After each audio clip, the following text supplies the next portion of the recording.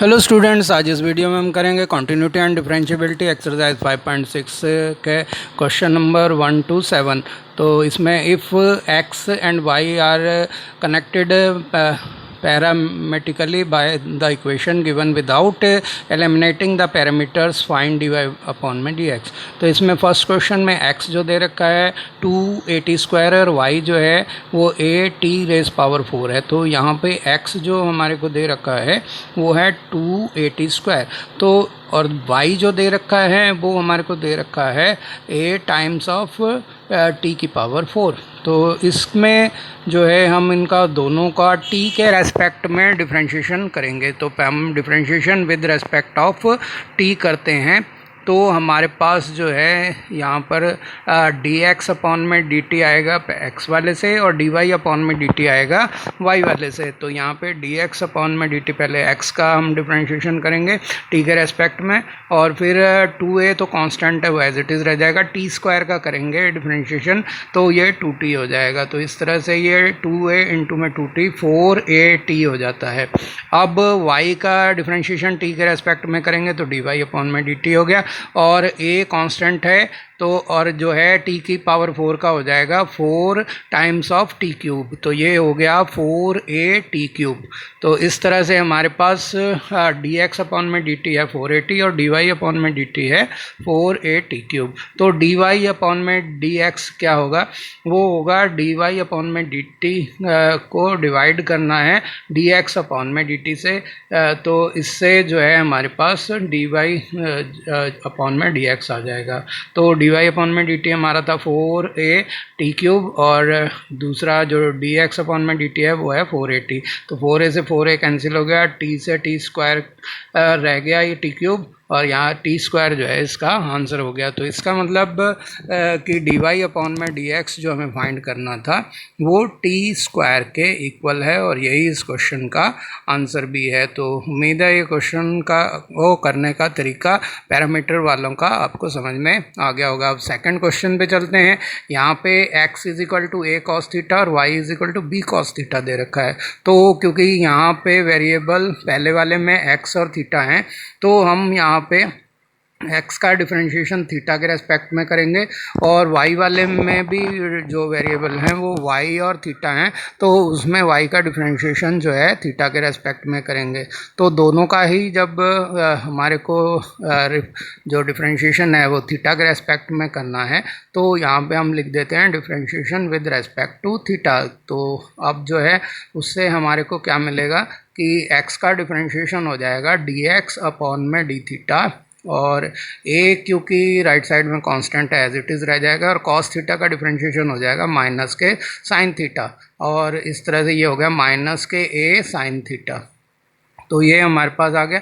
अब y का differentiation करेंगे थीटा के रेस्पेक्ट में तो हो जाएगा dy अपॉन में d थीटा, और राइट साइड में b कांस्टेंट है एज इट इज़ आ जाएगा, और cos थीटा का डिफरेंशिएशन हो जाएगा माइनस के sin थीटा। तो ये हमारे पास आया, तो ये हो गया माइनस के b sin थीटा के इक्वल। तो इस तरह से dx अपॉन में d थीटा तो है माइनस के a sin थीटा और dy अपॉन में d थीटा है माइनस के b sin थीटा। तो dy अपॉन में dx क्या होगा, dy अपॉन में dx होगा dy अपॉन में d थीटा को डिवाइड करेंगे dx अपॉन में d थीटा से। तो इस तरह से ये आ जाएगा। तो ये हमारे पास है माइनस के b sin थीटा और नीचे जो dx अपॉन में d थीटा है वो है माइनस के a sin थीटा। अब sin थीटा से sin थीटा कट गया, माइनस से माइनस कट गया, तो ये आ गया b अपॉन में a। तो ये जो है dy अपॉन में dx है, तो हमारे पास dy अपॉन में dx आया b/a। तो ये इसका आंसर हुआ। तो उम्मीद है ये क्वेश्चन भी आपको खूब अच्छे से समझ में आ गया होगा। वैसे ये क्वेश्चन में आप कर सकते थे cos थीटा को सीधा रिप्लेस करके भी। तो यहाँ क्वेश्चन में दे रखा है x = sin t और y दे रखा है cos 2t। तो इधर x जो हमारे को दे रखा है sin t, तो इसका डिफरेंशिएशन करेंगे t के रेस्पेक्ट में। तो क्योंकि राइट साइड में वेरिएबल t दे रखा है x के अलावा जो है, तो dx अपॉन में dt जो है हमारे पास लेफ्ट में आ गया और राइट में आ गया sin t का डिफरेंशिएशन cos t। तो ये जो है हमारे पास रिलेशन 1 हो गया। अब जो है दूसरे को लेते हैं y is equal to cos 2t को। तो y is equal to cos 2t जो है ये इसका डिफरेंशिएशन भी t के रेस्पेक्ट में करेंगे तो हमारे पास जो है ये आ जाएगा कि dy अपॉन में dt तो हो जाएगा लेफ़्ट साइड में, तो y का डिफरेंशिएशन t के रेस्पेक्ट में करने से dy अपॉन में dt मिल जाएगा। और cos 2t का डिफरेंशिएशन करेंगे तो cos पहले बदल जाएगा साइन में, तो माइनस के sin 2t आएगा और फिर 2t का डिफरेंशिएशन और करना पड़ेगा तो जो हो जाएगा 2 के इक्वल। तो इस तरह से कुल आया हमारे पास टोटल माइनस के 2 sin 2t। तो ये dy अपॉन में dt आ गया, सेकंड रिलेशन ये बन जाता है।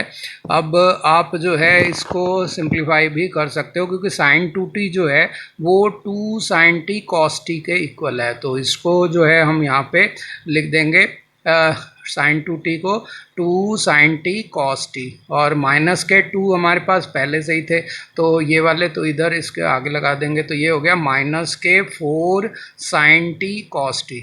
तो ये हमारे पास आ गया और ये रिलेशन बन गया हमारा सेकंड। अब हमारे को जो है सेकंड रिलेशन बन गया तो dy अपॉन में dx निकालना है, तो उसके लिए रिलेशन 1 और रिलेशन 2 को इस्तेमाल करना होगा। रिलेशन 2 में रिलेशन 1 से डिवाइड करना होगा तो हमारे पास dy अपॉन में dx आ जाएगा। तो उसके लिए हमारे को ये लिख दिया dy अपॉन में dx, तो dy अपॉन में dt और dx अपॉन में dt।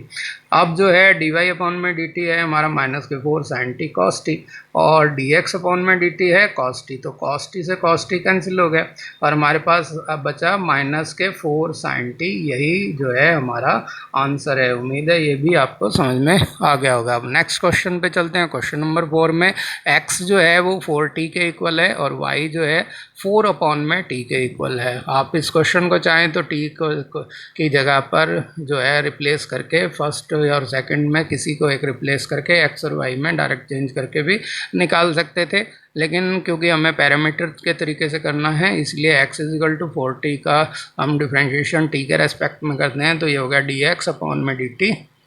तो ये हो जाएगा आपका 4 × 1 यानी कि 4 के इक्वल। तो ये यहाँ पर हमारे पास 4 आ गया dx अपॉन में dt। इसी तरह से y जो है वो है 4 अपॉन में t, तो इसका भी डिफरेंशिएशन t के रेस्पेक्ट में हम करते हैं। तो 4 तो कांस्टेंट है, 1 अपॉन में t का डिफरेंशिएशन जो है वो हो जाएगा माइनस के 1 अपॉन में टी स्क्वायर। तो उस तरीके से इसको करेंगे तो ये हो जाएगा माइनस के 4t स्क्वायर। तो हमारे पास dx अपॉन में dt हो गया 1 और dy अपॉन में dt हो गया रिलेशन 2। तो हमारे को जो है रिलेशन 2 में रिलेशन 1 से डिवाइड कर दें तो हमारे पास जो है dy अपॉन में dx आ जाएगा। तो इस तरह से 1 और 2 से हमारे को मिला dy अपॉन में dx, जो आया कि dy अपॉन में dx को dt को डिवाइड किया dx अपॉन में dt से। तो dy अपॉन में dt हमारा क्या था माइनस के 4 अपॉन में t स्क्वायर, और dx अपॉन में dt क्या था, dx अपॉन में dt था सिंपली 4। तो 4 से 4 कैंसिल हो गया तो हमारे पास क्या बचा, ऊपर वाले 4 से 1 बच गया, तो माइनस के 1 अपॉन में टी स्क्वायर ये हमारा आंसर हो गया। उम्मीद है ये क्वेश्चन आपको बहुत अच्छे से समझ में आ गया होगा। अब ये क्वेश्चन में आप देख रहे हैं क्वेश्चन नंबर 5 में x जो है वो cos थीटा माइनस में cos 2 थीटा है और y जो है sin थीटा माइनस में sin 2 थीटा है। तो हमारे को यहाँ पे जो पैरामीट्रिक फॉर्म में दे रखा है वो है थीटा, तो हम जो है x का जो पहले लिख लेंगे, x जो हमारे को दे रखा cos थीटा माइनस में cos 2 थीटा। अब हमारे को इसका जो डिफरेंशिएशन करना है वो करना है थीटा के रेस्पेक्ट में, तो इसीलिए dx अपॉन में d थीटा जो होगा वो हो जाएगा cos थीटा का डिफरेंशिएशन होगा माइनस के sin थीटा, और इधर जो है माइनस का साइन एज इट इज़ लगा देंगे। cos 2 थीटा का हो जाएगा माइनस के sin 2 थीटा, और फिर 2 थीटा का करेंगे तो वो 2 हो जाएगा, तो ये यहाँ पे 2 और लिख देंगे। तो ये माइनस माइनस प्लस हो गया और 2 से मल्टीप्लाई हो गया, ये प्लस के 2 sin 2 थीटा हो गया। तो हमारा dx अपॉन में d थीटा हुआ माइनस के sin थीटा प्लस में 2 sin 2 थीटा। तो ये हो गया। अब पॉजिटिव को अगर आप चाहें तो आगे लिख दें, और यानी कि 2 sin 2 थीटा माइनस में sin थीटा करके इसको हम लिख सकते हैं। और ये जो है इस तरह से बन जाएगा कि 2 sin 2 थीटा माइनस में sin थीटा। तो ये रिलेशन 1 हो गया हमारा।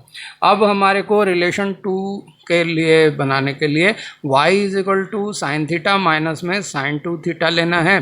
तो इसको ले लेंगे और इसको जो है फिर थीटा के रेस्पेक्ट में इसको डिफरेंशिएट करेंगे। तो डी वाई अपॉन में डी थीटा आ गया, साइन थीटा का डिफरेंशिएशन हो गया कॉस थीटा, और माइनस के साइन 2 थीटा का यहाँ पे माइनस, और साइन 2 थीटा का हो जाएगा कॉस 2 थीटा, और 2 थीटा का डिफरेंशिएशन हो जाएगा फिर 2। तो ये हो गया माइनस के 2 कॉस 2 थीटा। तो हमारे पास क्या आया, कॉस थीटा माइनस में 2 कॉस 2 थीटा। तो ये रिलेशन 2 बन गया हमारे पास। तो इसके तरह से हम देख रहे हैं कि डी वाई अपॉन में डी थीटा हमारे पास आ गया कॉस थीटा माइनस में 2 कॉस थीटा, जो सेकंड रिलेशन है। अब हमारे को डी वाई अपॉन में क्योंकि डी एक्स निकालना है, तो वो आएगा हमारा सेकंड रिलेशन में फर्स्ट से डिवाइड करने से, यानी कि डी वाई अपॉन में डी थीटा को डी एक्स अपॉन में डी थीटा से डिवाइड कर देंगे, तो हमारे पास डी वाई अपॉन में डी एक्स आ जाएगा। पहले के क्वेश्चनों में भी हम ये कर चुके हैं। तो यहाँ पर डी वाई अपॉन में डी थीटा लिख देते हैं, कॉस थीटा माइनस में 2 कॉस 2 थीटा, और नीचे डी एक्स अपॉन में डी थीटा की जगह आ जाएगा 2 साइन 2 थीटा माइनस में साइन थीटा। तो ये जो है इसका सॉल्यूशन हो गया। उम्मीद है ये क्वेश्चन भी आपको खूब अच्छे से समझ में आ गया होगा। और आगे जो है इस तरह जो क्वेश्चंस जो हैं उनको करने का आपको प्रोसीजर समझ में आ गया। अब ये क्वेश्चन जो है ये काफ़ी इजी क्वेश्चन है। x इज इक्वल टू ए और ब्रैकेट में है थीटा माइनस साइन थीटा, और y जो है a और ब्रैकेट में 1 प्लस में कॉस थीटा। तो पहले हम x का थीटा के रेस्पेक्ट में ट्रांसफ़र करें, वो डिफ्रेंशिएशन करेंगे, और फिर जो है y का भी थीटा के में करेंगे। तो पहले डी एक्स अपॉन में डी थीटा लेते हैं। तो ये जो है हमारा a तो बार कांस्टेंट एज इट इज़ आ जाएगा, थीटा का डिफरेंशिएशन हो जाएगा 1, और माइनस का साइन आके साइन थीटा का हो जाएगा कॉस थीटा। तो ये रिलेशन 1 बन गया। और सेकंड जो हमारे को दिया हुआ है y is equal to a और ब्रैकेट में है 1 प्लस में कॉस थीटा। तो इसका डिफरेंशिएट करेंगे थीटा के रेस्पेक्ट में, तो आ जाएगा डी वाई अपॉन में डी थीटा। तो ये हमारे पास आया। तो a को एज इट इज़ लिख देंगे, कांस्टेंट है, और 1 का हो जाएगा 0, और कॉस थीटा का हो जाएगा माइनस के साइन थीटा। तो इस तरह से ये हो गया माइनस के a साइन थीटा। हमारे पास ये रिलेशन 2 बन गया। तो अब हमारे को रिलेशन 1 और 2 से डी वाई अपॉन में डी एक्स फाइंड करना है। तो उसको फाइंड करने के लिए हम जो है इक्वेशन 2 में को डिवाइड कर देंगे इक्वेशन 1 से।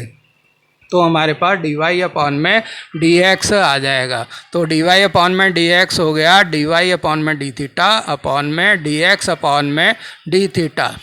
तो डी वाई अपॉन में डी थीटा जो है वो है माइनस के ए साइन थीटा। तो ये हो गया माइनस के ए साइन थीटा, और नीचे डी एक्स अपॉन में डी थीटा है a, और ब्रैकेट में है 1 माइनस में कॉस थीटा। तो अब साइन थीटा जो है a से कैंसिल हो गया, साइन थीटा जो है वो हो जाता है 2 sine theta by 2 cos theta by 2। इसको इस तरह से लिख देंगे, और नीचे जो है 1 माइनस में कॉस थीटा जो है वो है 2 साइन स्क्वायर थीटा बाई 2। तो ये इसको लिख देंगे 2 साइन स्क्वायर थीटा बाई 2। तो यहाँ ये लिख देंगे, और इसको जो है अब 2 से 2 को कैंसिल कर देंगे। तो ये साइन थीटा बाई 2 से एक साइन थीटा बाई 2 कैंसिल हो गया। तो हमारे पास बचा ऊपर माइनस के कॉस थीटा बाई 2, और नीचे बच गया साइन थीटा बाई 2। तो ये हो गया हमारा कॉट थीटा बाई 2, और वो भी नेगेटिव। तो माइनस के कॉट थीटा बाई 2 ये हमारा आंसर हो गया। उम्मीद है ये भी आपको समझ में आ गया होगा। अब इस वीडियो के लास्ट क्वेश्चन पे चलते हैं। क्वेश्चन नंबर 7 है, वही इसमें एक्स और वाई जो है आपको पैरामीट्रिक फॉर्म में दे रखे हैं, और हमारे को डी वाई अपॉन में डी एक्स निकालना है। एक्स दे रखा है साइन क्यूब टी अपॉन में square root of cos 2t, और वाई दे रखा है कॉस क्यूब टी अपॉन में square root of cos 2t। तो तो यहाँ पे dx अपॉन में dt हमारे को निकालना है। तो इसमें को जो है हम नीचे जो है आपको दे रखा है का square root of cos 2t, तो इसका डिनोमिनेटर का स्क्वायर करेंगे यहाँ पे और इस तरह से स्क्वायर रूट का स्क्वायर हो गया। और अब ऊपर जो है square root of cos 2t हम यहाँ पे लिखेंगे और साइन क्यूब t का डिफरेंशिएशन करेंगे। तो साइन क्यूब t का x की पावर n वाले फार्मूले से होगा, ये हो जाएगा 3 साइन स्क्वायर t। अब जो है साइन t का और डिफरेंशिएशन करना है, तो साइन t का हो जाएगा cos t, तो यहाँ पे आ जाएगा cos t। अब जो है हमारे को ये हमारा हो गया। अब जो है यहाँ माइनस का साइन लगाएंगे और जो है साइन क्यूब t को अब कांस्टेंट मान लेंगे, ऐसे एज इट इज़ लिख देते हैं और square root of cos 2t का डिफरेंशिएशन करेंगे। तो square root of cos 2t का डिफरेंशिएशन जो है ये 1 अपॉन में 2 square root of cos 2t हो जाएगा।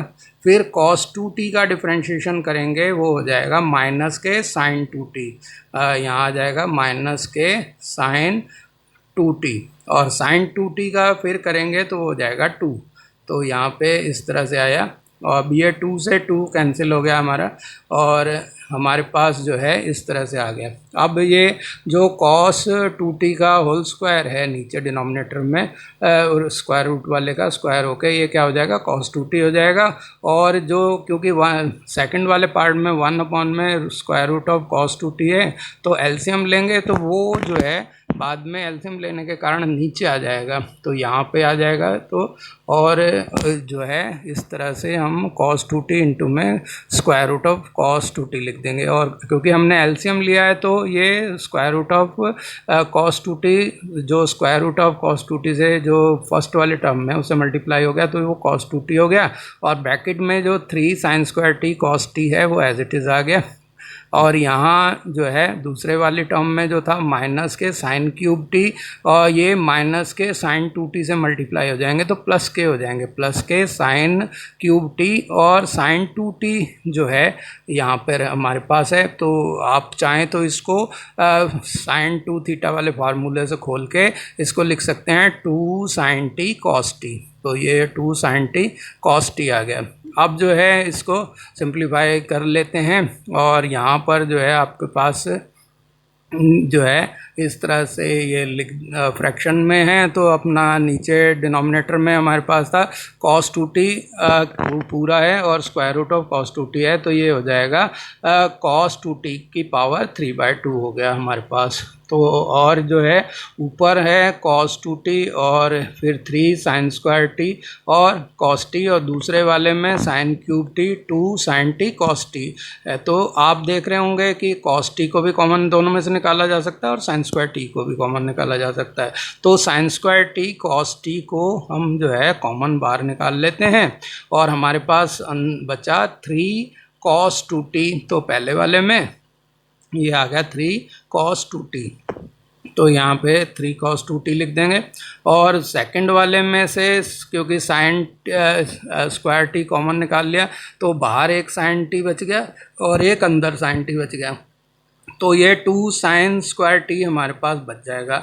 cos t हमने बाहर ले ही लिया है तो हमारे पास यहाँ बचेगा प्लस के 2 साइन स्क्वायर t, तो ये हमने यहाँ पे लिख दिया। अब जो है हमारे पास ये हमारा फर्स्ट वाला जो है dx अपॉन में dt फर्स्ट रिलेशन ये कंप्लीट हो गया और अब जो है हम dy अपॉन में dt कर निकालेंगे। तो y हमारे पास है cos क्यूब t अपॉन में square root of cos 2t, तो dy अपॉन में dt जो है वो हो जाएगा इस तरह से हम लेंगे। तो यहाँ पे पहले की तरह स्क्वायर रूट cos 2t है तो उसका स्क्वायर हो जाएगा, तो इस तरह से लिख दिया जाएगा। और अब जो है इसका करेंगे तो पहले आएगा square root of cos 2t constant मान के, अब किसका करेंगे cos क्यूब t का जो न्यूमरेटर है उसका किया जाएगा। न्यूमरेटर में cos क्यूब t है तो वो हो जाएगा xn वाले फार्मूले से, तो ये हो जाएगा 3 cos स्क्वायर t। तो और फिर जो है इसका cos t का करेंगे वो हो जाएगा माइनस के साइन t, ये हमारे पास आ गया। अब फिर बाहर माइनस का साइन लगा के अब cos क्यूब t को कांस्टेंट मान लेंगे और फिर जो है हम cos square root of cos 2t का करेंगे तो वो हो जाएगा 1/2 square root of cos 2t। फिर कॉस 2t का करेंगे तो ये हो जाएगा माइनस के साइन 2t यहाँ पे, और फिर 2t का और करना पड़ेगा तो वो हो जाएगा 2। तो इस तरह से हमारे पास ये आ गया। अब 2 से 2 कैंसिल हो जाता है यहाँ पे।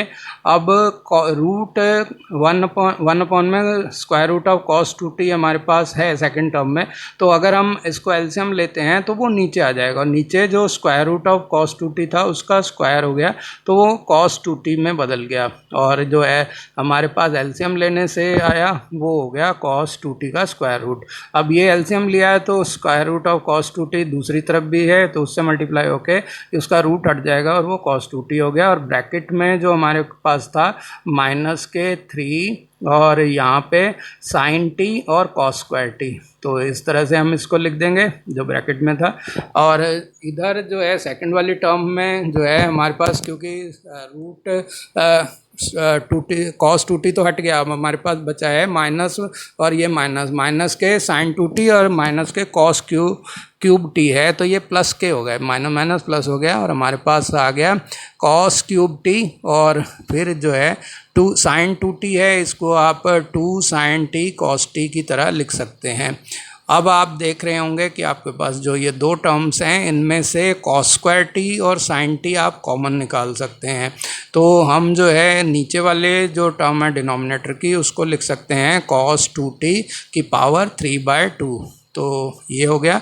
और यहाँ पे ऊपर न्यूमरेटर में से हमने कॉमन निकाला है साइन टी और कॉस स्क्वायर टी, तो sine t cos square t दोनों में है, निकाला जा सकता है मिनिमम, तो इसको यहाँ पे निकाल लेते हैं हम। तो ये हो गया cos square t sine t हम यहाँ पे लिख देंगे। और अंदर जो है फर्स्ट वाली टर्म में से क्योंकि कॉस स्क्वायर टी निकाल चुके हैं साइन टी निकाल चुके हैं तो खाली बचा हमारे पास माइनस के 3 कॉस 2t, तो यहाँ आ गया माइनस के 3 कॉस 2t, तो इधर फर्स्ट टर्म में ही आ गया।